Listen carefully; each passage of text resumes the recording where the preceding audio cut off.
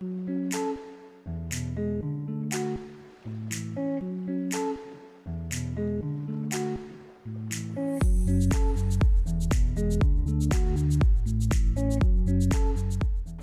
name is Pauline Okubasu.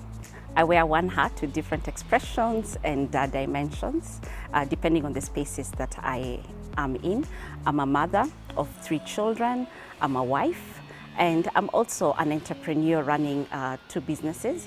One of them being Azaavi Foods, which is in the nutrition and health sector. It is in agribusiness where we do value addition of fruits. We dehydrate them and package them into healthy eating snacks. The other one is in the fashion sector where we deal with jewelry making. I design and I work closely with artisans to be able to make good, beautiful, trendy earrings and accessories that meet the everyday woman, African woman.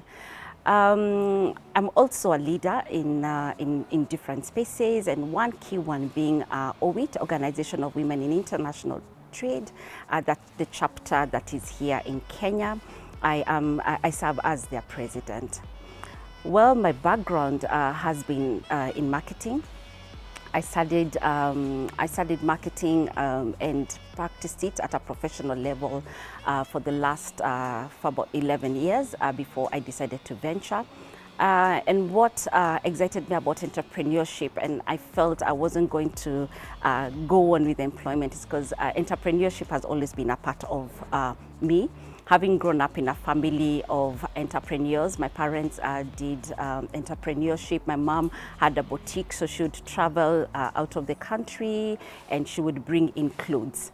And during the school holidays, I would be helping her at the shop to sell. And the entrepreneurial juices started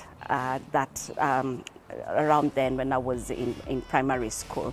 And by high school, I was already starting to make handmade jewelry, which I could sell to my neighbors. And then in university, I also did entrepreneurship, where I would travel to Uganda and bring in clothes and accessories and sell to my college mates. And thereafter my studies, I decided then to go into employment and start a career, which I did, as I mentioned, for 11 years. And after 11 years, I felt it was time for me to go out. And during the time when I was just about to get out and doing an exit plan from employment, I thought of the different solutions that I would offer, whether it's in jewelry, whether it's in consultancy as a marketer, and also whether it's in the different things that I was seeing around. And in 2017, 2 calamities that actually helped me make a decision. One of it being the heavy rainfalls early in the year, which we famously know as the El Nino, which caused a lot of post-harvest losses at the farm level. Even getting food from the farm to the market was quite difficult. Access to the roads was a nightmare. So, and when the little food that came into the towns reached, it was quite pricey and very little for the consumers. The other calamity that happened was a drought in the northern part of Kenya, and FAO reported it at a critical level, where there was malnutrition, there were children dying, there were mothers being affected, the livestock also was dying, and it was really sad. It was such a sad sight. And I just thought to myself, if we have so much food in Kenya, one side food is going to waste, the other side they're dying of hunger. So how do I cross or bridge that gap from the farm to the fork? So and after research, I realized that Kenya produces enough food to be able to feed itself. We do not really have to import food from anywhere else, and that's why I decided, let me step out and look at ways that I can do post-harvest loss technologies by prolonging shelf life. And through the research, I got to know that I could dehydrate fruits and to prolong their shelf life and to also reduce on the post-harvest losses. I'd seen this technology where I traveled. I'd seen it in the Far East, and it was one of the snacks that I loved buying when I was on duty. Employed then, and that just came to mind that why don't I dehydrate the seasonal fruits that we have, so that even during off season we still enjoy the nutrition the nutritions that the seasonal fruits have. Our children who love mangoes can still eat them all year round, and with time and with support from different public and private sectors and development partners, then I will be able to also take the products to the drought areas and at a better affordable price. And that's what have made me now step out and be confident enough that this is the route that I wanted to follow in the agribusiness section.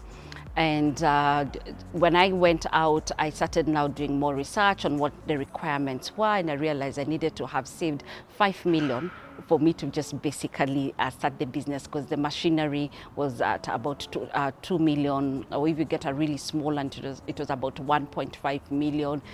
Putting up a structure, putting out the whole layout and the equipment that are required to be in a factory, personnel, was quite pricey. So what I decided to do was step back to see if I could go back to employment. I almost gave up on that, so on my dream for just a short time. I thought of now going back to work. I started applying for jobs, going for interviews, and it was during that time when I was just about to be, when one job had been confirmed, and that I met someone. I met a friend of mine on the Standard Street of Nairobi, who, while I was engaging, another friend of hers came, and she was carrying floods, and I asked her where she did the floods from. And she told me from Meru, and she told me there is a facility here in Nairobi that offers the same kind of skills if you require. She told me about Kirdi. So for me, that was the light moment. That was the turning point of my life, of my entrepreneurial journey in the agribusiness sector. So I went into Kirdi. I was really excited and I couldn't sleep that day. I went to Kirdi, got enough information on the requirements, and I was told to write a letter to the CEO. And I knew the letter would take too long. I had been warned on that, and I said I was anxious to start. So I pushed them if I could start while the CEO was confirming my letter. And that's what we did. I went into training, and from training, I got to learn different things about the technology, the nutritional benefits, the value, the shelf life, which is 1 year for the mangoes, the pineapples, the bananas, the crepes. The crepes is about 6 to 8 months shelf life. And then from there, I got KEBS. KEBS came in and did a test on my products, and I got certified after about 2-3 months. And thereafter, I went into the intellectual property to just patent my brand name, which is Azaavi. Azaavi is a combination of my 2 sons' names, Azaria and Avikai. So Azaria meaning God is here, and Avikai meaning guarded by God. So I believe my business is guarded and protected by God, and it's in everything that I do. When I look at quality, how I package, how I brand, how I treat my employees, how I engage the smallholder farmers that supply me with the farm produce, that is what dictates how my principles in the whole journey. So from there, I went into product development, and with time, I've been developing my products into better products, and working closely also with the smallholder farmers, and also realizing that on my own I can't be able to do it. So what I have done is also empowered the farmers, and we have trained them on how to do value addition themselves, so that also when it's off season, instead of them waiting another almost 1 year, they can still make money. They can commercialize their value-added products. So in partnership with Jomo Kenyatta University, they went through a training at the university, and they were trained how to do juices with the pulp of mangoes, pineapples. They were taught how to do jam. They were taught how to do tomato sauce. So they're fully empowered on how to go about it. They were given a course on branding and the kind of packaging that you require for you to be able to package the products in a safe way. Then from there, the journey has been smooth. I moved from being the only employee to now having 5 employees, 3 in production, 1 in sales, and an outsourced accountant. I also work closely with an advisory that have different experts, and I'm really grateful to Kenya Association of Manufacturers that has supported me in giving me coaches and mentors who are experts in the field, and others experts in the business management area, and who have walked the journey with me. I've also been privileged to be mentored by Flora Mtahi, the CEO and founder of Melvin Teas, and that's one advice I would tell anyone. Working with a mentor really does help in making your work easier. So that's my day-to-day. Of course, trying to balance family and work. It's not so easy, especially being a woman. There's a lot of responsibilities. There's the children you need to look after. There's a family front that you need to be on top of. At the same time, you have to be on top of your game in the business. So it has been trying to balance. Yeah. So what I do is empower my staff, ensure that they are well trained, so that it also relieves me of some duties that I can be able to take care of my own personal health, and I can also be able to take care of my family. You have heard my story of my entrepreneurial journey. We're taking a short commercial break, and I will let you know how OWIT, Organization of Women in International Trade, has helped me remain resilient and thrive in my business. See you soon.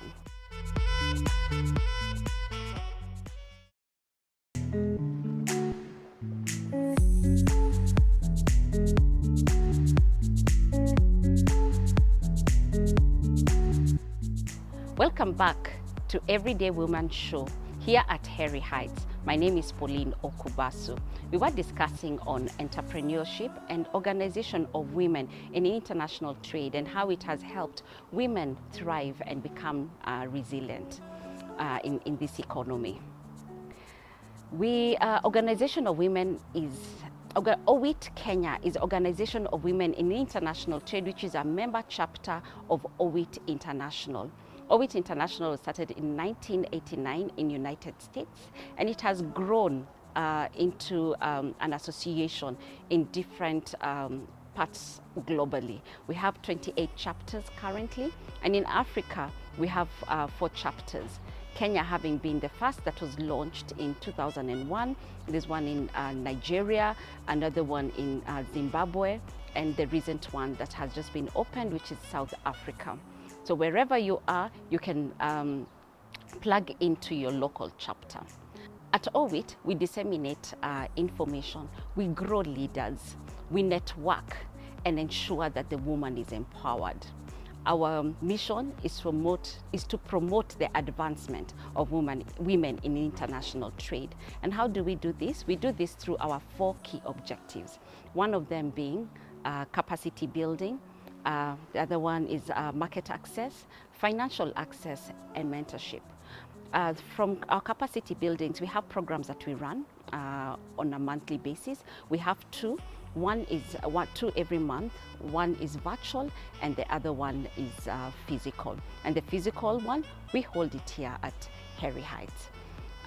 For market access, we work with various partners in the public and in the private sector who come in and do capacity building on different areas of the business of the businesses. We want the OWIT woman to think globally. As much as they are operating in the locally, then their mindset should be global. So whatever they're doing, whether it's in products or services, they should be able to tailor them to be able to meet the international standard. So when it comes to mentorship, we work with different partners, and one of them being ITC She Trades, that takes our women into the different business journeys, whether it's coming up with international business models. We also work closely with Sherry Blair mentorship program, which is in UK. They get us mentors from the various parts of the world, and these mentors are experts in different industries. So depending on the need of our entrepreneurs, we match them with the various mentors in different parts of the world, and they go through a one-year program. Locally, we do mentorship whereby we get our own members or local members, local business women who have succeeded in their businesses to talk to our members. So it's usually on a one-to-one, either it can be virtual or it can be physical. It's quite an exciting journey watching women start their businesses and grow and become international leaders. We have five sectors in under OWIT, one of them being agriculture, then manufacturing and energy, technology and innovation, services, and retail and trade. So all our members fall into or either of these categories. Some fall into two, others fall into one.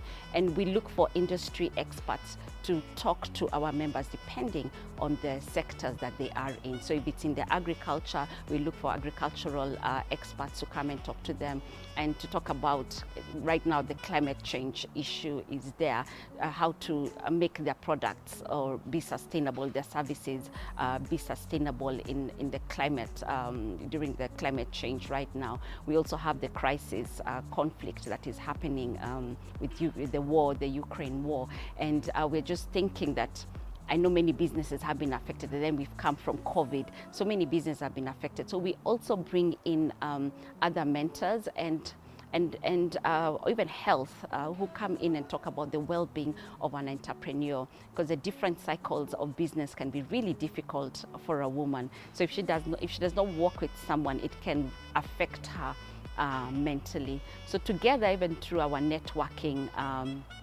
meetings, we have sometimes we have the galas, like soon we will be having the Christmas gala, where we'll be networking. We'll come in, have a meal together, and just talk about the different issues, challenges, opportunities that have been presented or that we have gone through this year, and how we can make the next year better.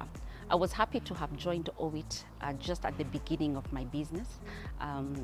I was looking for a space where I can learn from like-minded women who've been in business longer, and I was told about OWIT. So I joined it and I got into their various programs on how to, especially like getting a strategy. So through the process, I was guided on strategy development, which I was happy to have done it. I made friends out of it. I learned from other entrepreneurs, and through the passion of just seeing other women grow and women economic development, which was which is key to my heart, I decided to serve at OWIT. I started off as a resource mobilization board member, and now I am the current serving president of OWIT Kenya. And it is my mandate to ensure that every woman gets the value of their membership, because every member pays for membership. So membership amount is 10,000 per person per annum. And for corporate is, for SMEs is 50,000, for corporate is 150,000. So when we are all together, a whole pool of different people from various stakeholders, we get to learn from a lot, yeah, on how to grow our businesses. And we know some of the challenges that I went through is like HR issues, quality issues, packaging issues, regulatory issues, trying to make my business compliant. And I learned a lot from the other OWIT women. during that time, and it made the whole process of growing my business even much easier. The networking, your network is your net worth.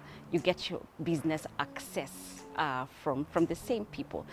Most of my first customers were Owit women, and they really helped me in growing my businesses. Some of the retail stores that I am in, like On the Way supermarket, it was through linkage from an Owit woman. So there's a lot, the market linkages, making friends, growing your businesses, that has really helped me. And right now, with the Africa Continental Free Trade Area in play, I'm really keen in ensuring that women in Owit are able to do take advantage of intra-Africa trade, become innovative, be creative, move your products across borders.